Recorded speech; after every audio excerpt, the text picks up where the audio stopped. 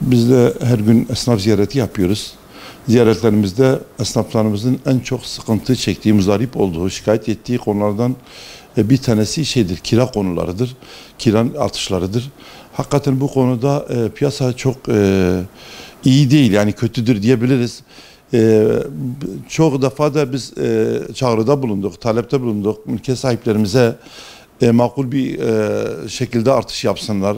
Maalesef piyasa çok bozuktur. Evet, enflasyondur, piyasa bozuktur, piyasa daralmasıdır. Ama kiralar esnaflarımızı çok sıkıyor. Esnaflarımız çok durumdadır. Yani en büyük maliyetlerden bir tanesi de kiradır. Hani böyle dükkan taşımak böyle çok kolay değil. İcap ederse işçi masrafı var, işçiyi çıkarır. Yemek masrafı var, yemeği kısar. Ama kira hiçbir şekilde kısıtlanamaz. Onun için mülkiyet sahiplerimizden talebimiz, isteğimiz, ricamız hatta makul bir şekilde artırmalıdır. Kendilerini o esnafların yerine koymasıdır.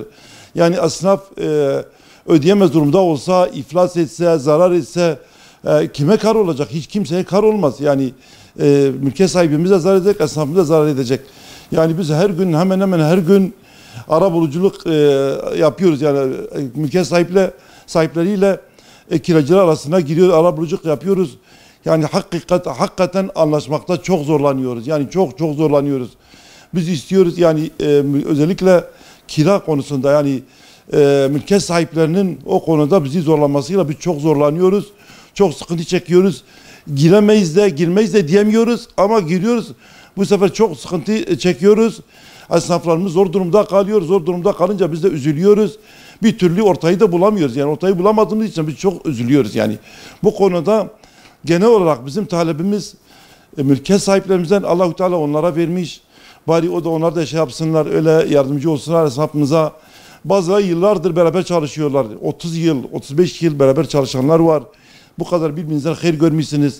Bu hiç olmazsa yardımcı olun. Çok sefer de darlıkta da beraber çalışmışsınız.